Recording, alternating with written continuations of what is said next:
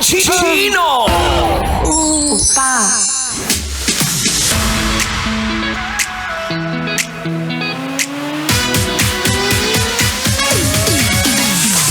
Hoy, ikaw na ready nang mag-long weekend. Oo, ikaw, shout out sa'yo.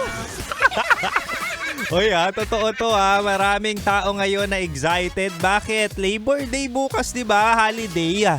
Tapos itataon pa na talagang nga namang nakapag-schedule siya ng date. Pakayabang! Pakayabang talaga ng mga may date this coming long weekend, no? Na kung saan talagang super preparation at super nagpe-prepare ka talaga para at least masundan ang first date nyo. Aminin natin. Kahit walang pera ay talaga nga namang sinisingit sa budget ang paglandi. Mahal. Napapakinggan nyo, nakakasama nyo. Pwede rin natitikman nyo. Natitikman ng inyong ng inyong tenga. Walang iba kundi ang Spicy Opong sa radyo na kapag natikman mo, hahanap-hanapin mo.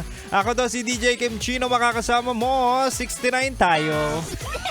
6 to 9 p.m. 6 to 9 p.m. ako ang iyong makakasama kung ikaw ay nagdadrive. Kung ikaw ay nagbabantay ng inyong shop o kahit hindi mo shop, 'di ba? Kasi trabaho mo talaga magbantay or reception ka, 'di ba? And ano pa ba? Naghihintay sunduin ng kanilang jowa o di kaya ka situationship. Huwag kayong mag-alala, ako ang iyong makakasama. Of course, makakapiling nyo ako hanggang 9 p.m. And syempre, speaking of date at first date, minsan mahal no, kailangan nyo paghandaan ang first date. Dapat plakado, dapat smooth, dapat pinag-aralan, dapat strategic.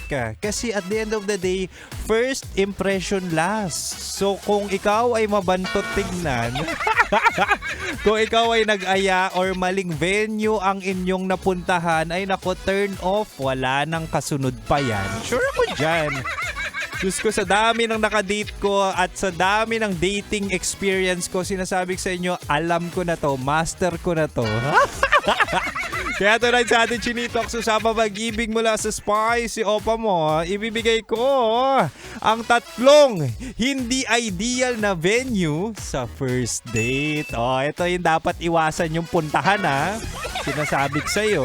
Ito na mahal. Unang-una sa first date, huwag kayo pumunta sa bar or club.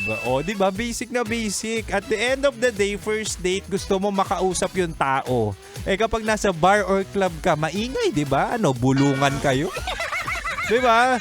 At karamihan, hindi ko naman sinasabi na lahat, karamihan din ng bilihin dyan sa bar or club, masyadong mahal. Di ba? Hindi na kayo nagkakarinigan, tapos yung sisig, 500. Di ba? Hindi practical Hindi practical. Una sa lahat, you want a good communication or discussion, conversation with your first date or yung dun sa kadate mo para makilala mo siya ng lubusan. Di ba? Minsan kasi pinupunta ng mga tao yung mga kadate nila sa bar or club para lasingin. Di ba? Wag ganon. Lagi ko sinasabi na kung kayo ay magde-date, make sure na talaga nga naman ang goal nyo is to have a serious relationship. Hindi yung lalasingin mo yung tao para at least mauuwi mo. Mali yun. Diba? Dapat dun tayo sa venue na kung saan may opportunity para getting to know na nga lang. Nakakabulol, di ba? Para magkaroon kayo ng opportunity to get to know with each other. And at the same time, malaman mo kung anong pakay. Kasi karamihan ngayon, dinedate ka lang para matikman ka. Di ba? Red flag yan, mahal kapag inaya ka sa club or sa bar on your first date. Sinasabi ko sa inyo, minsan na akong kumagat sa ganyang date. Ang ending, hindi naman kami nagkatuluyan. Di ba? Anyway, mahal. Hanggang 9 p.m. pa naman si Kim Chino at isa pa lang yan sa bala ko. Naku, sinasabi ko sa inyo, dito lang kayo sa amin. Dito ka lang sa 90.7 Love Radio. Kailangan pa bang i-memorize yan? Basic. Metro's #1 Love Radio. Basic!